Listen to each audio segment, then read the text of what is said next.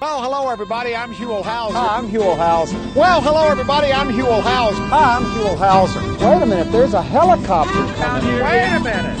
Oh, get out of here. Wow. Look. What is that? Let's get it out of here. Look at this. I saw it with my feet. Look at this. Oh, my God. And there they are, Louie, up there. That is an amazing sight to see as we continue our search for California's gold. Well, hello, everybody, and welcome to Huell's Gold. This is Alan. And Chris. What episode are we on? 66. 66. That's right, it's evens, so it's me. Order 66. You have no idea what that's about. No, sir. Alan has never seen Star Wars before. That's true. It's a weird way to start this episode, but I couldn't not say it. That's true. I was going to say, I hadn't watched Harry Potter either, but I just did that before Halloween this last year. Well, just to put it in perspective, Order 66 is the order given by the Emperor to kill all the Jedi. Ew. Do we like the Jedi?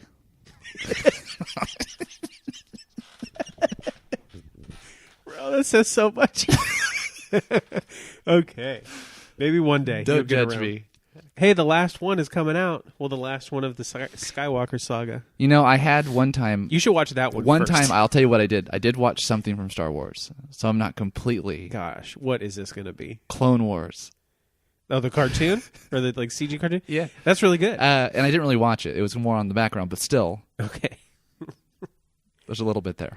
So you really need to watch Star Wars for the first time. You know, I feel like I'm too far gone. No, but... get it? The California first. Oh, I should have caught on to that. All right, so yeah, it is the first. What's the first thing we're looking at? The first thing is Huell's in Riverside County, or Ooh, like Riverside City, right? And as you know, your favorite, the Rain Cross. He's right, but starts out right below it. IDK. You were just telling me about this when you so showed up. Kathleen and I have a Riverside's very sentimental place to us. Yeah. So we got married there. Yeah. We stayed at the Mission Inn all the time. We've had brunches at the Mission Inn. It's funny that you're like, got married there, stayed at the hotel. It's like a steep drop off on why. Well, no, just anyways. Yeah, you tell me. We like going there. It's hard to. There's a bunch of stuff. You don't know how many times I've been there? One time for the wedding. One time. Oh, you were at the wedding. Yeah. Yeah. Yeah. So you were at the art museum. Mm-hmm. So the reason I mentioned staying at the Mission Inn is because this Rain Cross, we went on a docent-led tour, and Frank Miller, he didn't design it. He more lifted it and modified it from the Native American culture. Yeah. Well, I don't know if he... No, he didn't. It's Creative Commons, right? Sure. Because But then he patented it so no one could touch it. Yeah. Because right at the beginning of the episode, Huell's walking up to this. He's just at an intersection. Where is he? He said he's at the corner of Magnolia and Arlington. Yeah, I don't know where that is. But I guess the cross, which is cool little connection to... Huell goes to the Mission Inn at one point, right? Mission Inn itself? I'm Yeah. sure he does. It's... Well, yeah, no, he already has. When did he go there? With when we were looking at the Orange Grove in Riverside. That's right. Yeah. Yeah. Yeah. Okay. But that's not why he's here. no, This is no, cross. no. It but just that- happens to be right there. If anyone from, I guess, the Inland Empire, you see this, you know it's Riverside. Yeah. Because Frank Miller, who built the Mission Inn, ended up patenting this Rain Cross, as it's called, in 1906. Just like a double T. It's a double T. It's all a double T with a hanging bell. Yep. So, and then he licensed this to the city of Riverside. So. Well, they used it to mark our first California first, which is the first orange tree. Now, do you buy this? Like, I don't. The first tree that started the industry. The thing is, I want to believe, and I have no evidence against it. So yeah, I'm going to go with it. I didn't dig any deeper than what Huell's telling us right here. He takes it at face value, and he seems excited about it, and that's all I'm basing anything on these days. Yeah, so thanks to Brazil, right? Yeah. for this orange tree. And it's big. I mean, it makes sense that this could be it because it's... Well, did you mention the tree. year? No, because I didn't even write it down. Oh, 1874. 1874 is when this tree was brought to Southern California, sparking the biggest citrus boom in California history. I don't know. I'm just making that up. Did it sound good? That sounds perfect. But that's just our intro, like the little cold open part that we're doing. And then Huell jumps right into our, I guess, real California First segment. First off, before we even like jump into the thing, this is one of these episodes where the concept is bigger than some of the segments, don't you think? Mm-hmm. This first one is interesting. Let's just get into it, yeah? Okay, let's do it. Okay, here it is. For years, California history students have been taught that the state's first gold discovery was made in 1848 at Sutter's Mill in the foothills above Sacramento. In fact, this painting, loaned to us by the California Department of Parks and Recreation and entitled Marshall Discovering Gold, shows that exact moment in 1848 that changed life in California forever. But we had heard from reliable sources that actually gold was discovered in California years earlier and several hundred miles to the south. And in our never-ending quest for the truth, we headed out to find this place. Now to get there, we went north from Los Angeles on the 5 freeway, then cut east on Highway 14 and took the Placerita Canyon exit. We were headed for Placerita Canyon Natural Area, owned by the state and operated by the Los Angeles County Department of Parks and Rec. Located near the town of Newhall in the Santa Clarita Valley, this is a beautiful area. And as we quickly learned, it's also one of the most historic places in our entire state. So, first gold. The first gold, apparently. Mm-hmm. I'm going to be skeptical about all these things here for some reason. Dude, why are you a hater today? I don't know. Because I've noticed that a lot of times with firsts or actual locations, things get screwy over the years. That's true. Like even in the segment, like in the clip, they talk about John Marshall finding gold in Northern California, gold rush starting and all that stuff.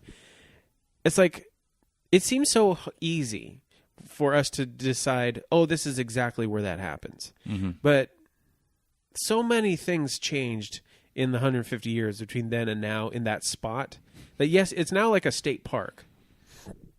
But things change. And, okay, so we had the first tree a second ago. There's going to be a whole nother tree here again. Trees die, man. I don't know. I'm just going to be skeptical. That's fair. I'll try to be the optimist, which is a total flipping of places here. Yeah. In our real life way of being. So, first off, Placerita Canyon Natural Area near Newhall. That's what I've written down as to where this exactly is. Yeah. First thing, to get there, do you notice... Did you ever come off the 210 heading, I guess that'd be heading west, and have to get on the I-5 north? Mm-hmm. You see this? This is such a gnarly... It's not this free-flowing anymore. Never, no. No, it's because there's shots of Huell on the highway between like 2 minutes and 2 minutes and... Or like 2:15 to 2:45. It's always slammed. Oh, yeah, not like that anymore. But, so, Placerita Canyon. Mm-hmm. Do you think there's a bar there with a margarita named Placerita? If there isn't, it's a travesty. Should we just look it up? Just type those two words in together. Oh, okay. Let's do it. This is amazing. That is the biggest missed opportunity. God, we should go down there. We should. To start a bar so we can have some Placerita margaritas. Okay, this is a weird question. What's in a margarita? You know? No, I know. I mean, there's like the margarita mix, which is kind of like a citrusy juice stuff. Uh-huh. I guess if it's made from scratch, it'd just be other, depending on if it's just like regular lime or lemon, citrus juices, and tequila is the main. So is there any way you could make it gold? Gold? Like a Placerita? Okay, so I've actually had a margarita in my life, maybe like 2. It was in Pismo Beach with my friend Eddie, who he hasn't been on the show yet. We need to have him on the show because I lived with him in San Francisco. We have all kinds of San Francisco stories. We need to get him on the show. Anyway, we had what were called silver margaritas because it's made with Patron silver. Now, if there's like a gold equivalent of it, why not just call it that? California's Gold Placerita margaritas. Is that what you're getting I like at? it because, I mean, gold was discovered, so... The first gold, Or just- which is the real reason we should be talking that's true. Okay. Oh, man. So, first off, you hear the clip, and I cut the clip right before our tour guide, which, did you get his name? That's Big Bad Jerry Reynolds. How did I miss? I went back and listened a second time and could not find this fool's name. Yeah, Jerry Reynolds. He definitely knows this story. Am I right? So, old Jerry Yeah. is a prolific Yeah? guy. Well, relatively. I mean, because Oh, there's his name right in the freaking thing. 333 Yep. is right there. I'm a jack butt. Okay, so he has written. Let me pull this up here.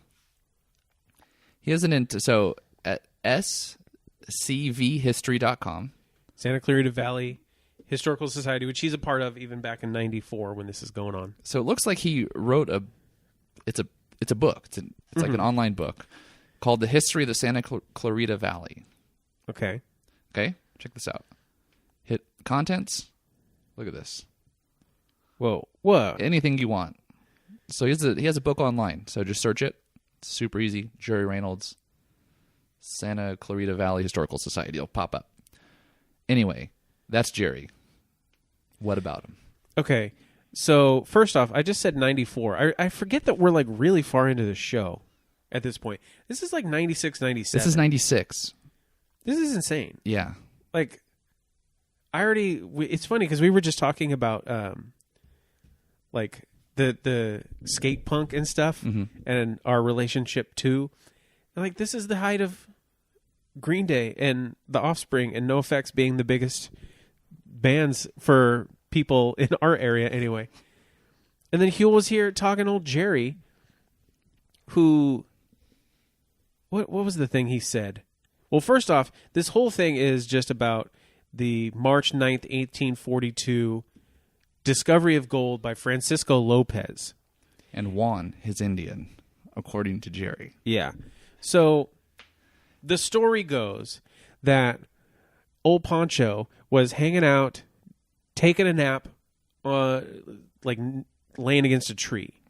He's like, oh, shoot, it's my birthday.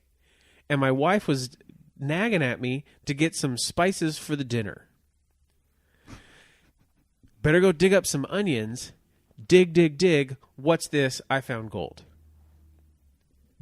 Like, it's such a silly sounding story. Like, oh, it just happened to be his birthday. He's taken a quick siesta, as Jerry kept calling it. Also, apparently, what was his name? It was Francisco Lopez. He studied minerals. Yeah, because didn't he? So that he was a miner before he had moved to Southern California, and it just so happens that had extensive knowledge of minerals, so he knew that what he found was gold. Mm-hmm. And did you already say he cut it out of the ground with a knife? Well, the digging of the onions up, but yeah, he was using a knife. And then they were stuck to the bottom of the onion. You know, are you skeptical of this story too? It seems like maybe it probably is. It's definitely true. This definitely happened, but doesn't it seem like the kind of story that a grandpa would tell someone if it happened to them? Like old Francisco was like, it was my birthday and I needed some spices. You know, your grandma, she got to have those onions. And then it just kind of like became this tall tale. Mm-hmm. That's how I see it. But that, yes, it totally did happen. Well, except, do you remember the episode that we talked about where Huell is hanging out with Kevin Starr, that's right. the most prolific California historian of like the 20th century, I think. R.I.P. Kev. See you in the next one. He kind of debunks this story a little bit. I don't remember what he says, and I don't want to say it here because that's a whole other episode that we're going to do later. But It kind of blows up the idea. it's a little fishy. There was gold there. It definitely happened, but maybe the narrative is a bit. Well, and I think Huell's onto something because this happened, 6 to 7 years? Well, 1848. Yeah, 1842. So 6 years, 6-ish years earlier, Huell asks a very direct question. Yeah. He says, why didn't this discovery spark the same kind of rush? Mm-hmm. And Jerry has an answer for us. He said that the Mexican government was wary of letting too many people into the state, so they may have suppressed the knowledge. But he does say there's not really a good answer Yeah. to that.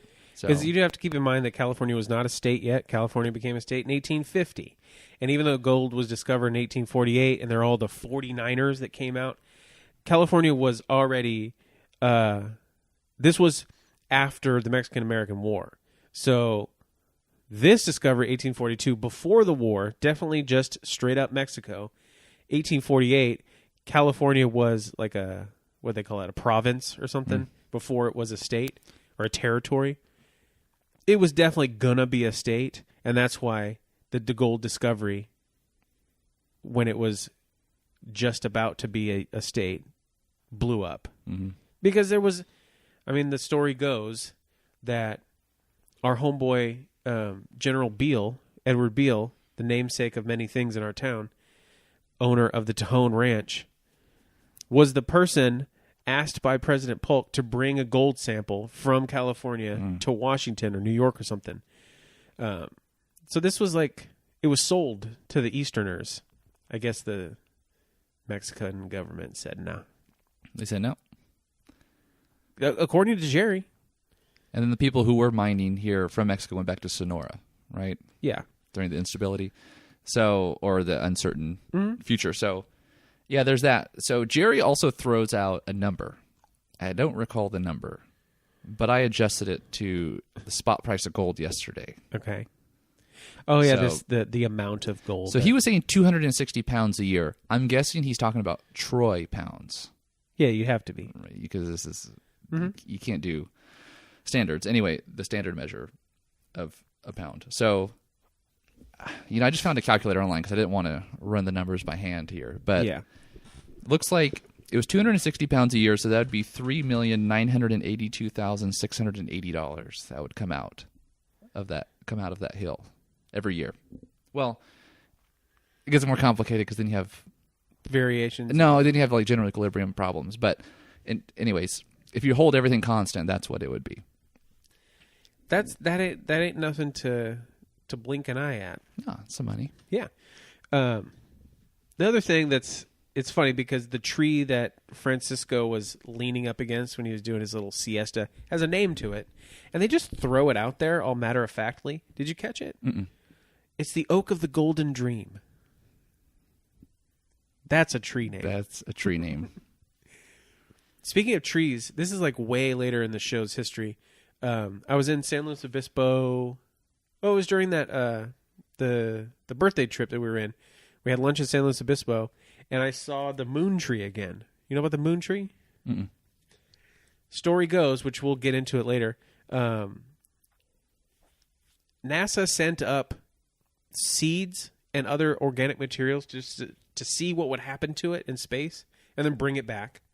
And they took some tree seeds up to the space station, I think, or just up in the space shuttle, and then brought them back and gave them to different communities to plant, and then they just grew the trees.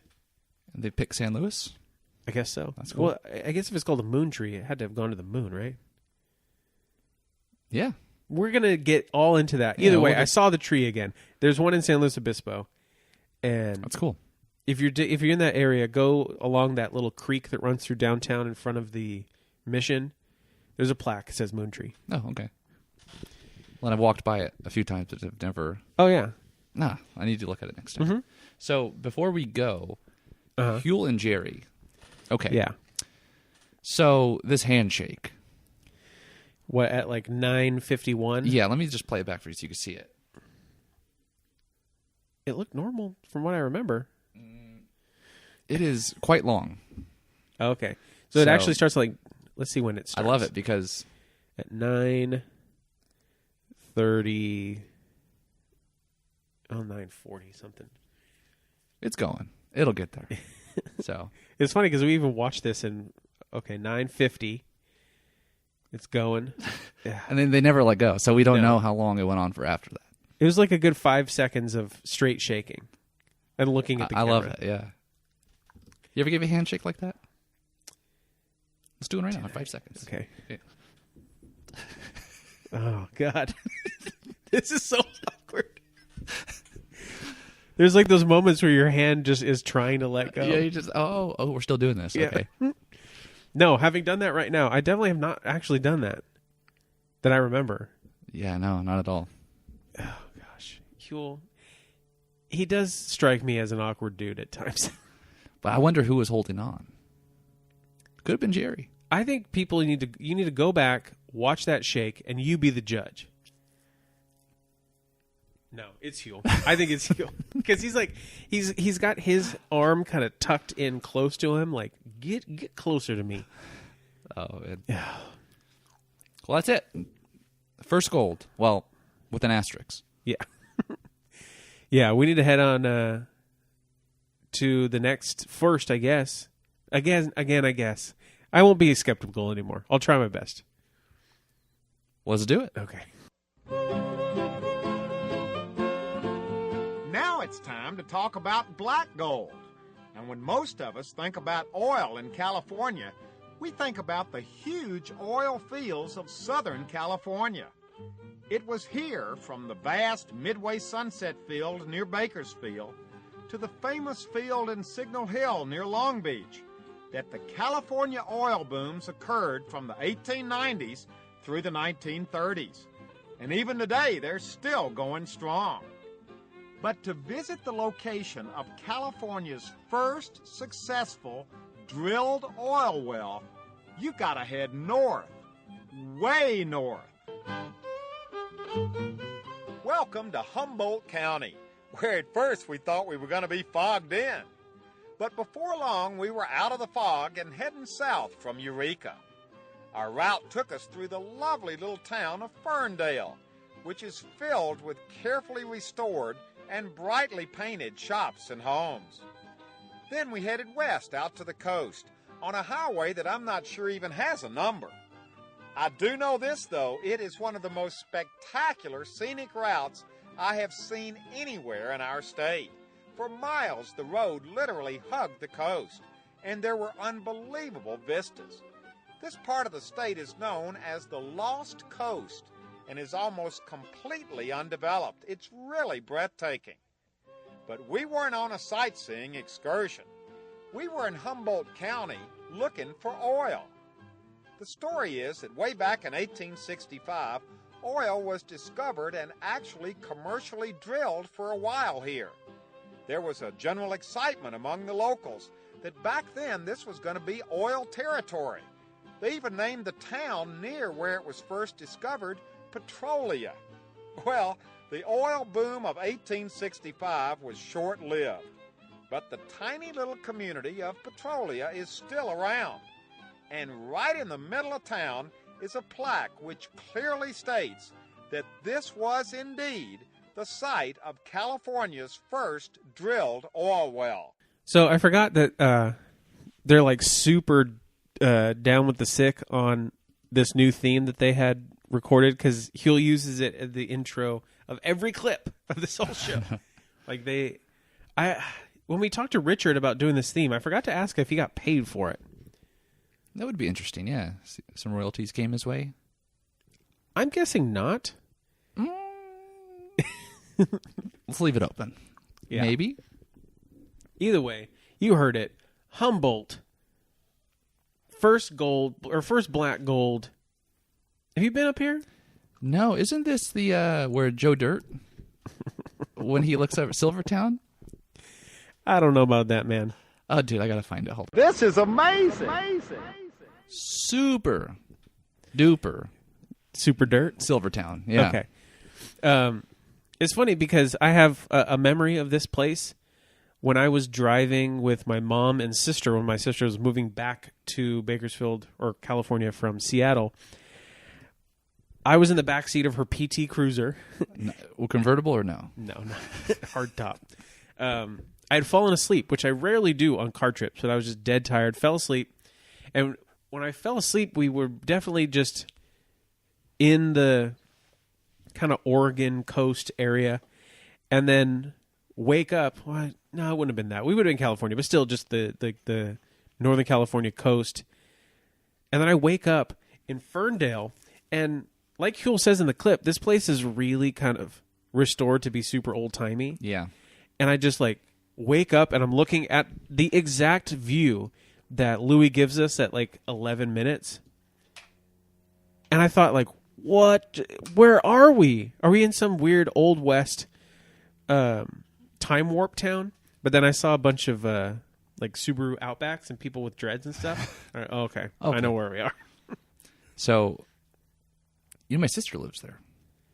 You said that, but you don't go She there. invited us multiple times. Well, it is like It's pretty far. 8.5, 9 hours away, or 8.5 or something. So this shot that Huell calls it an unknown highway. Right after the Ferndale shot. Yeah.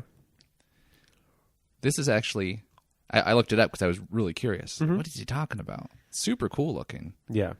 I guess it's Mattel Road. It's a road that comes out of Ferndale as you go towards our destination. Mm-hmm. And so I decided to take a little Google Map trip. Yeah. Let me play this real quick so you can see this. Okay, so you see that? At 11 minutes, 13 seconds, yeah. All right. Tell me what you think. I popped this up. I looked at it yesterday. Bam. Yeah, without a doubt. Without a doubt, that's that. Cool. So I found the exact spot Louis was driving on. And it definitely has a name. Yep. What is it again? Mattole. Mattel. All right. So I Googled the pronunciation. get on up over there. Because this, what did Huell call it? The best view of anything in the whole world he's ever seen in his life? Yeah. Was it breathtaking? I don't know. Huell uses funny. Not funny, but he... The euphemisms are the euphemisms plenty. are So, what? The whole reason we're here is because of the first oil well being drilled. And it's funny because Andrew, who was on the oil Taft episode, he texted me. He's like, "Hey, the first oil drill, huh? You need me to come in again?" Like, yeah. Actually, I did kind of want his opinion on this. So I was thinking we should call him during the oil segment and just see if he answers. Okay. Okay, we'll do that. Well, what about this area here? Was there more to it? No, it's just the Lost Coast. I guess it's... I mean, everyone knows that, but... Yeah. It wasn't... And even if you don't know the exact area, there's like the Lost Coast Brewing Company that you can find their beer anywhere in all of California. The brewery itself has got some good food. I've eaten there a couple times. That's cool. So it's odd that this is where the first oil well would be, right? Like even Huell mentions, like you'd think Midway Sunset or down like in Long Beach, stuff like that. But I guess those were like the first big, large scale. The thing that I think is interesting about it, dude, it's not even that it's in Northern California. Mm-hmm. It's in the middle of nowhere. The city, the namesake of the well, right? We're in, sounds like a Mad Max city, Petrolia. But people are very nice. Mm-hmm. And they take Huell up to this, he called it something, I couldn't quite catch the name, but it's not even on a road. It's on a dirt path. It's on private property. And it was called something Peak. I can't remember it, but yeah, go watch the show. We can't do everything. dude, for you. it's in the...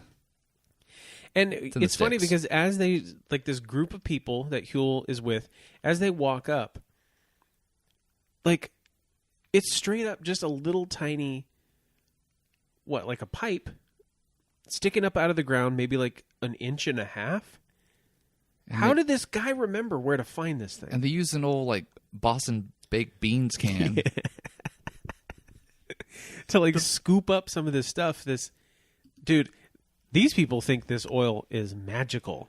Did you catch that? Yes. Like multiple reasons, like actual scientific magic that you can just take this and just run it in a diesel engine. Which we don't catch their names, but There's a group of 4 people yeah, of like kind of varying ages, all of the times. You know, this like 90s era clothes that we've talked about on this show a million times. Well, was it the lady who did it? well, there's the guy first, and he just makes a small comment, which I thought was hilarious. He says, "Oh, yeah." She says, "You can put oil in a diesel engine," and then he says, "Oh yeah, I put this all in my Chevy Bug thing." What is The Chevy Bug thing? I don't even know what that is. But he said he did that about 1932. And then the lady comes back in. We never catch her name. But she says, "Oh, yeah, the old-timers used to rub it on their bodies for arthritis." Yeah. And, They had magical powers. and for her, though, she uses it as a penetrating liquid for when she's cracking a nut loose Yeah. off a bolt. She said, I use it in place of WD-40.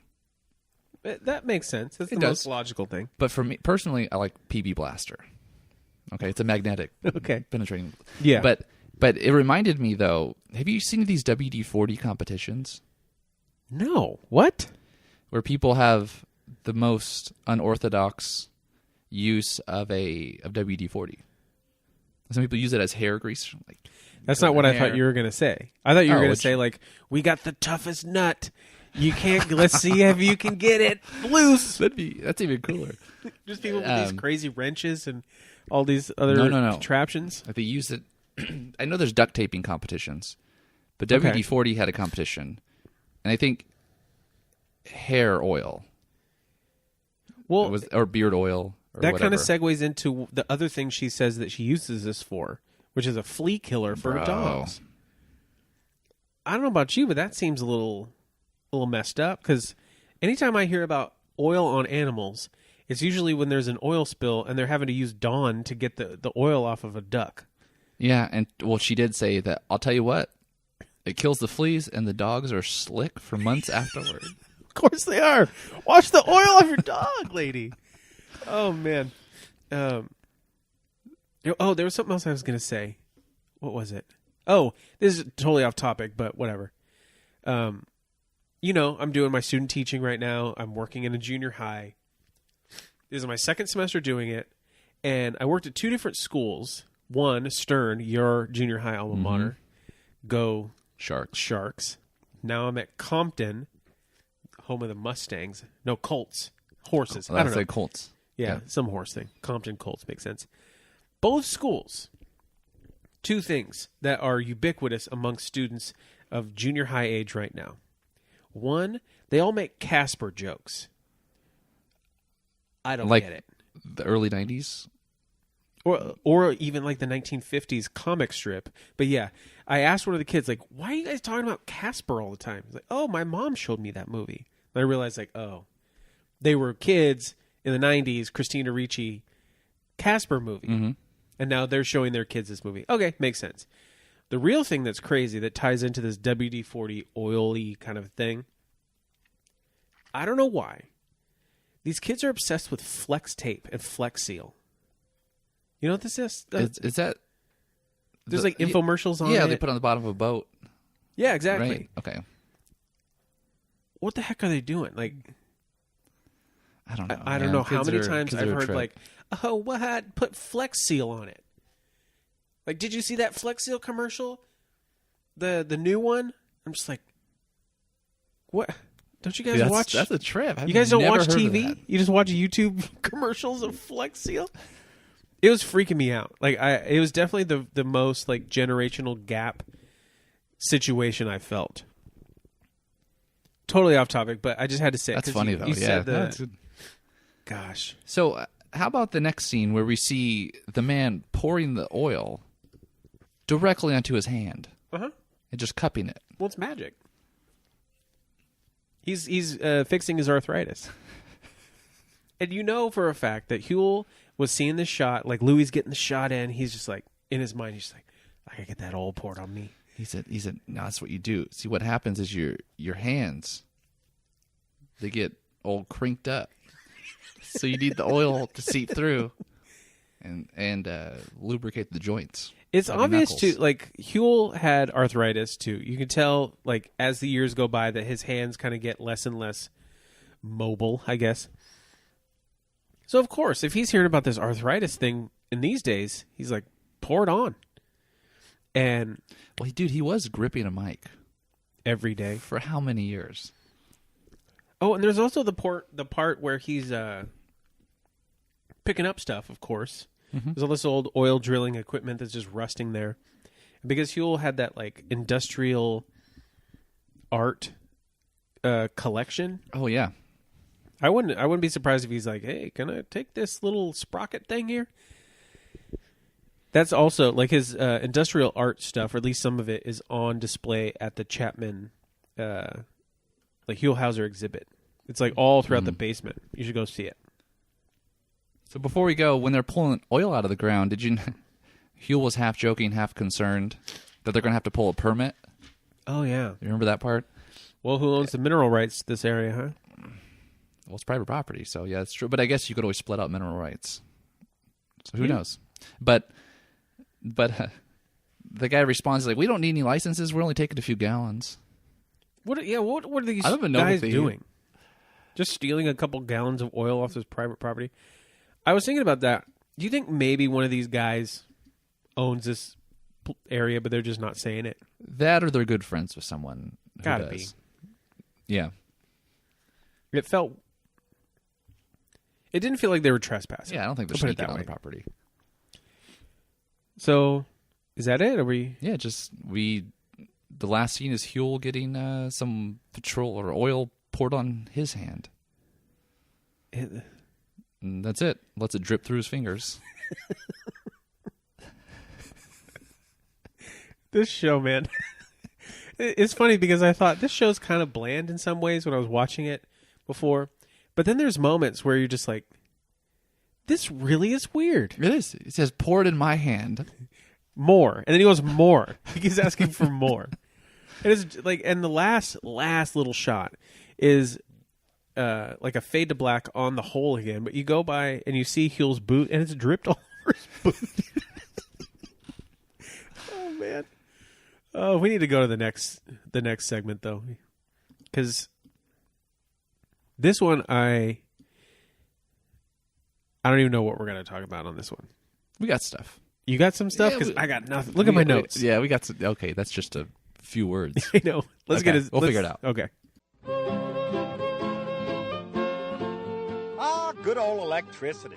Something we definitely take for granted these days, and something we associate with Thomas Edison, who was headquartered back east. But it turns out that California played a major role in the development of electricity. We had a first. Here's the story. In the early days of electricity, they had to produce it very close to where they actually used it. There were all kinds of private electric companies that used coal and steam and water to generate the electricity. But the whole process was hampered by the fact that these generating facilities had to be located almost right outside the back door of where it was being used.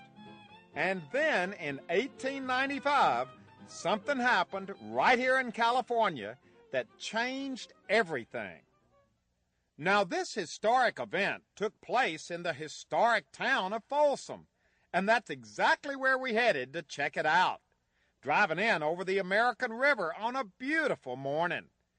Our destination was the Folsom Powerhouse, which is not only a state historic park, but is also on the National Register of Historic Places, and for good reason. See right there, for good reason. I get it. And, you know, I like historical places. I like going to museums. I even like this whole firsts concept. I don't want to go here. You can add it to the other things in Folsom. Just be a stop along the way. There are a lot of other things in Folsom I would want to go to first. If this got left off the itinerary, I don't think I would be super upset. Right. But I'm not about the tricity, though. okay, well, there you go. If you don't appreciate the direct current versus alternating current, then I guess it'll be no fun. But so who do we meet? We actually don't know the person's name. They don't give us the name. Don Fass. Oh, they showed his name? I don't know. He said it. Oh. Well, I don't know how it's spelled. I spelled it Fass. I like fast. Don Fast. Old fast Don here. So. Okay, first thing. Before we even go. He's the docent who's like giving this tour. And obviously the docents have to wear a certain kind of uniform here, which we'll see why. Or not why, but we'll see how we know this later. It's a red polo shirt with the logo on it and a red trucker cap. Well, what is this thing on his hat here? It's like a gargantuan pen, but I can't tell. Yeah, it that is what it is. It's like a 3.5-inch copper pin. But thankfully, he's wearing the hat old man style, where it like sits up off the top of the head, so he's able to have that big of a pin, and it's not like scraping the scalp on the back. So what is this place? It's a powerhouse. I guess it's where you distribute electricity from. And it was a big deal because they send electricity from Folsom 22 miles away to Sacramento. But he starts...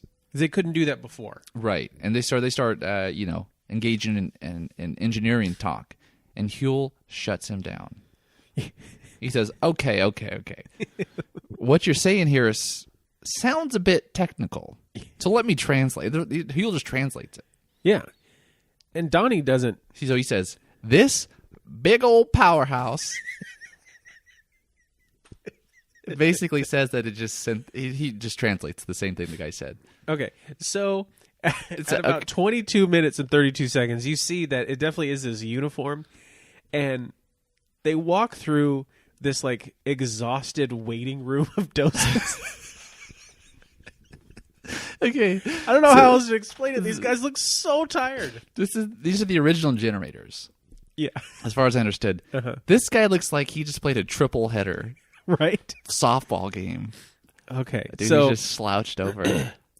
Everyone's got the red polo shirts tucked in with the red hats, and as we enter, we see 3 people.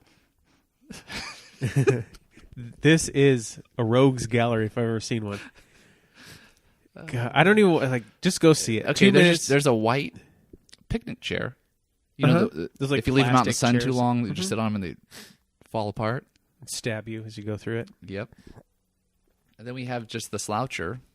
God, he's so tired. Then we have a lady who's being a trooper. She's just leaning. Why aren't these guys letting this lady sit? That chivalry's dead at the powerhouse. They all look so skeptical of Huell as he's walking through. You know, okay, here's what I assumed was going on. Huell has either come before or after this place is open. Like, it's open to the public, and you can go to tours of it right now. Because it's kind of like a historical place, museum-type place. And they had to come in early. Or stay late. That's my assumption. That Huell's coming to do his talking, and they're just like, dude, Jeopardy's on in 20 minutes. If I'm not home, they're just so mad seeing him walk through. That's my assumption. And I just think it's funny that they could care less that Huell is there. Yeah. Unless there was a rock, paper, scissors game before, and they all lost. Ooh, they all wanted to be where Donnie is. Yep. I like that too. But Huell gets to touch the switch. Did you see that? Oh, yeah. Well, gets to. Not just once. He like kind of tells him he's going to. Yeah, of course. Does about 3 times. We do get to meet more of the docents. It's like multiplied, and now there's like 4 of them. And dude, that guy's wearing. They look like the elastic Stussy shorts. With the denim shorts. Yeah, that Michael Jordan made famous. Well, okay. Here's all of the things that is going on with these shorts at 24.24. Denim. Like stonewashed. Elastic. Pleated. Yeah. Everything about those shorts is true. And he's got the exact same color matching baby blue socks. How did he pull this off? I wish he had been our tour guide. I know. Well, What are you going to do? man, that's about it. This is a quick one. Yeah, and like, hey, if you're like a AC/DC fan, not the band. No, the band. Okay. If you're an AC/DC fan, you're gonna like this segment because this is what that band represents. Except they're all straight. I've actually kind of found this in trades and whatnot. People kind of have their freakdom. You have carpenters. Yeah. You have machinists. Yeah. People work with metal, wood, and then people who are into electricity. It's their thing. Yeah. It's a thing. Mm-hmm. My dad is an electrician. It was his thing. And he like totally got, because that's the thing. I think I just don't necessarily get it completely. Volts and watts and all that junk. Like he knows it. Yeah. You got Ohm's law, Watt's law. And that It's actually not that. I mean, it's not like he was an engineer or anything doing crazy stuff but hey, with it. But he was because you've always talked about ohms as far as like guitar and bass amplifiers, Oh, right. Yeah, and you would tell me about this stuff, and I would just kind of be, I don't get it. Like the numbers got to match up or add together or something, right? Well, there's either add or multiply, divide, different. They have a nice little picture online. You can just Google it. If you say so. Super simple. So there's actually a little closing segment that. So there's really 5 firsts. Altogether, yeah. There's 5 total. And this is Arroyo Seco Parkway, which is really the 110. Yeah. Right? That connects Pasadena to Los Angeles. Hey, we were just over there. So you rode this. Well, we drove on Figueroa. Give me a break, dude. You didn't go on the first freeway in California history? If I would have known, maybe. It's not like you haven't been on it before. Yeah, I've been on it before, yeah. I think everyone has, right? At least in Southern California. Yeah. It's kind of avoidable. If you try and avoid it, you can. Because have they expanded it much? I don't know. Not that I remember. There hasn't been huge like expansions of that freeway. Wow. So I don't even know what else to say. This is the first episode of California Firsts. Let's do a couple more firsts here. Okay. First thing, if you're interested in introducing the show, Yes. shoot us a recording. You can send a voice memo or some other type of MP3. Send it to huellsgold@gmail.com. Because if you notice, we've been doing that for like a couple seasons now where we have people introduce. We've just straight up ran out of friends. Because we had people that we knew, people that we kind of knew, and now we just need you to just send it in. Right? Yeah, and if you're not quite sure, just email us. We'll figure something out. And it's pretty, do it. like, listen to the ones from before. Hey, this is so-and-so from so-and-so. Welcome to Huell's Gold. What else you got to do? What else are we doing with our lives? Let's make some podcast intros. Is that a way to sell this? That's perfect, yeah. What's the other? It's in your court. Yeah. What's the other first? I think that, you know what, we should probably say, how many episodes are we in? 66. 66. That if you do like the podcast, maybe rate it. Or comment on it, or just tell somebody about it. We're not super... I feel like we probably should have done this from the start, but... The thing about this like asking people to rate it and review it, is I definitely don't want us to say this all the time, because I don't know about you, hearing people begging for this makes me not want to do this. Yes, I agree. So if you're already going to do it and you're thinking about it, go ahead. Probably never say it again, to be honest. Yeah. Because we just do this, we just get in the mode, record. And then we post it, and you listen to it. Like, it's a pretty straightforward process. yeah. That's it, dude. We We're need done. to get out of here. Let's get out of here. So, where are we going next week? We are going to Mare Island. and Really, it's just Vallejo. That's what we're going. I don't know why it's just not an island either. Tiny body of water that's connected to Vallejo. It's a peninsula. It's not even an island. Yeah. It's a goofy one. It's all about the Navy and the Marines, and it's a time that Huell gets to be all military boy. So those are always fun. Well, until then, we hope you join us again next week and every week. We continue our search for Huell's Gold.